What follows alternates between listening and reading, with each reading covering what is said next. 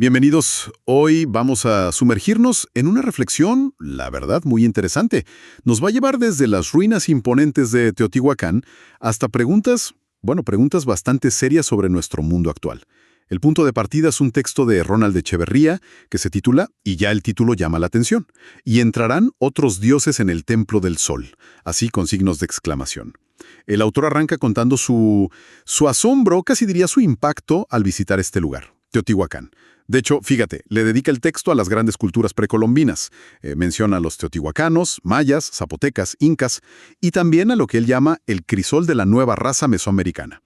Pero lo central, y es lo que vamos a explorar, es cómo usa esa experiencia en Teotihuacán, la conecta con un poema que él considera profético, y desde ahí lanza una advertencia sobre nuevos dioses, que según él podrían estar entrando en nuestros templos de hoy.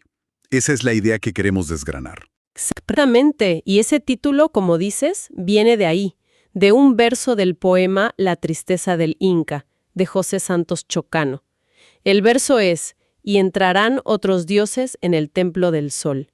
El autor toma esta frase casi como una clave simbólica, ¿sabes? Y la aplica no solo al pasado, a la conquista, sino, y esto es lo crucial, a las encrucijadas que vivimos hoy. Y todo esto, como bien decías, nace de su propia vivencia, ¿no? Su visita a Teotihuacán un viernes 18 de marzo. Esa impresión personal, esa sensación frente a la escala, al misterio de las ruinas, eso es lo que dispara todo su análisis. Es interesante el contraste que hace primero con Tikal, en Guatemala. La llama cuna maya. Y reconoce los logros mayas que, la fuente destaca, ¿no?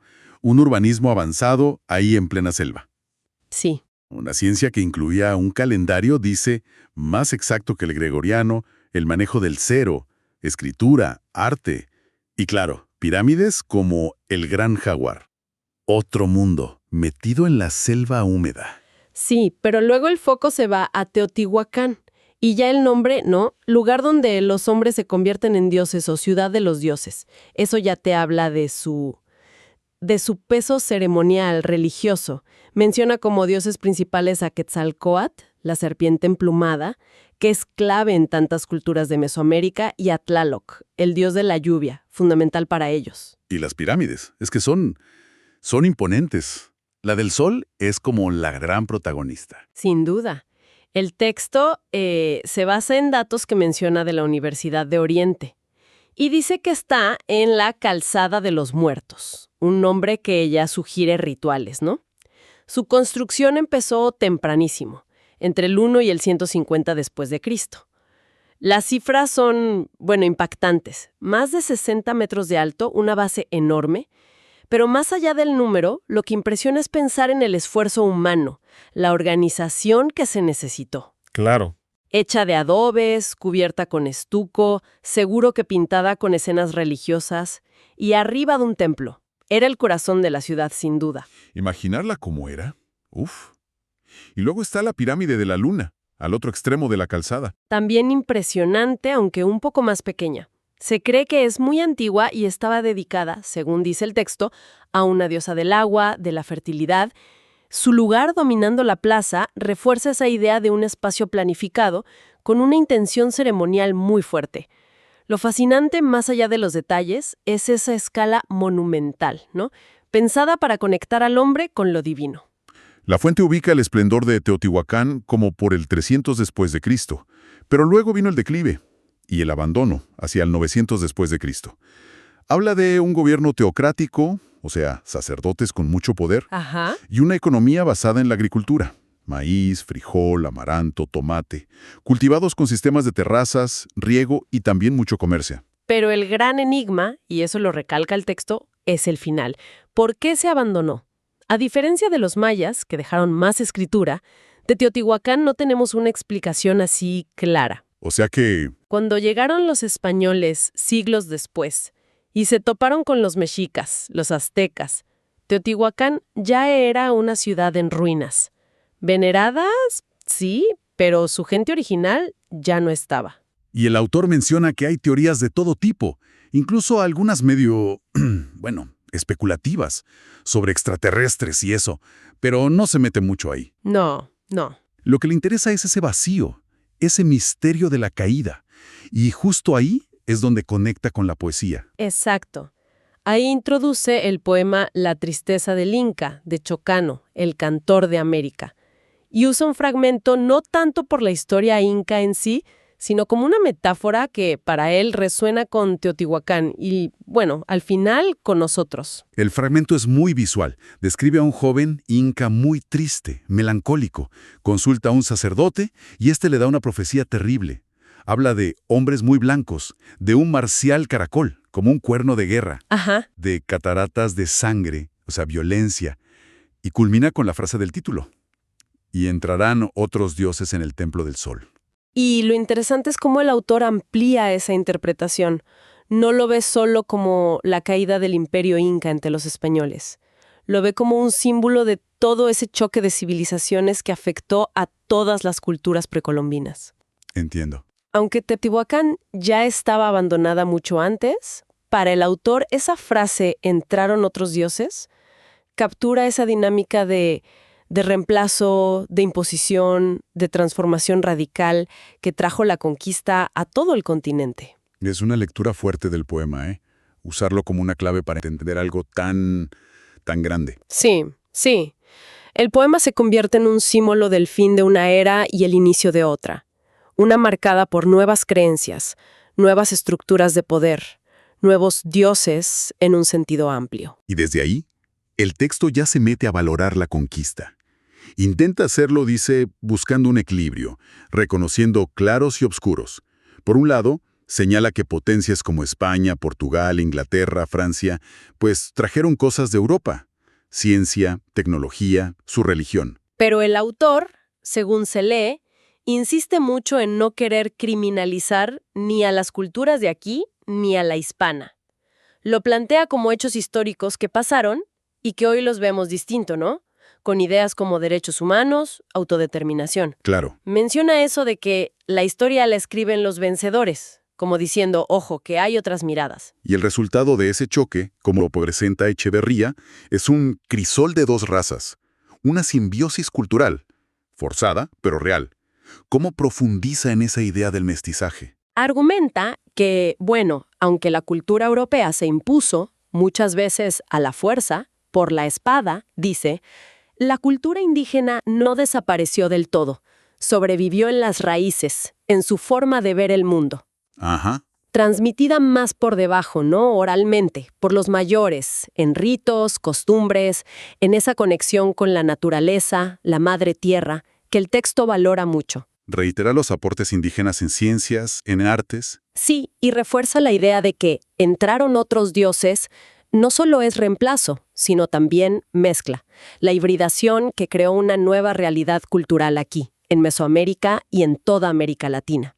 Es una visión del mestizaje como algo complejo, con pérdidas, claro, muy dolorosas, pero también con la creación de algo nuevo. Y la valoración personal del autor, tal como la expresa, es llamativa. Dice que no ve este resultado como algo necesariamente negativo, aunque aclara, y es importante, que eso no justifica las brutalidades de la conquista. Claro, hace esa salvedad. Su punto parece ser que el nuevo hombre y mujer que surge de esto tiene, en su opinión, más herramientas, más luces, dice él, para desarrollarse. Menciona ideas como libertad individual, igualdad ante la ley, derechos humanos, propiedad privada, que él identifica como legado europeo y que ve valiosas para el progreso. Pero insiste en que esto no significa menospreciar lo indígena. Entonces, su visión de ese pasado es como una transformación, ambigua. Se perdieron mundos, pero surgieron nuevas identidades y, para él, se incorporaron herramientas que considera útiles. Y justo esa mirada al pasado, a cómo una civilización puede cambiar o colapsar y cómo unos dioses reemplazan a otros, eso les sirve de trampolín para lanzar su advertencia sobre el presente. Plantea que nuestra civilización actual, globalizada, enfrenta desafíos que podrían ser parecidos a esos momentos de quiebre históricos. Aquí es donde la conexión se vuelve más directa y quizás, más inquietante. El autor empieza a listar las crisis de hoy que ve como síntomas de, no sé si decadencia, pero sí de una encrucijada peligrosa. Sí, agrupa varias preocupaciones. Menciona los conflictos bélicos, usa el ejemplo de Rusia y Ucrania para mostrar lo frágil que es la paz. Luego se detiene bastante en la crisis ambiental. Pérdida de biodiversidad, problemas con el agua, daño en los océanos, contaminación, calentamiento global, deshielo, la basura que generamos.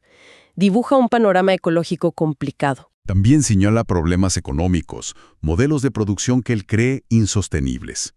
Y no se olvida del impacto de la pandemia, ¿no? En la salud, la economía, y también el golpe psicológico de los encierros, el miedo. Es una lista de retos, enorme.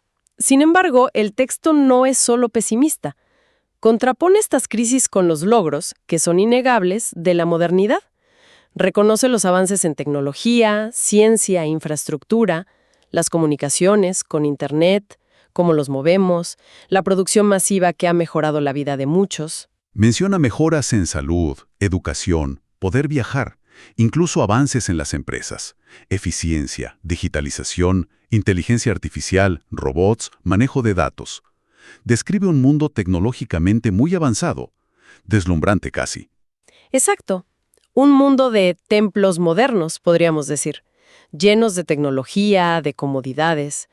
Pero justo ahí es donde mete su advertencia más fuerte, volviendo a la metáfora. ¿Y cuáles son esos nuevos dioses que, según él, amenazan con meterse en nuestros templos del sol modernos? Claro, no son dioses como los de antes.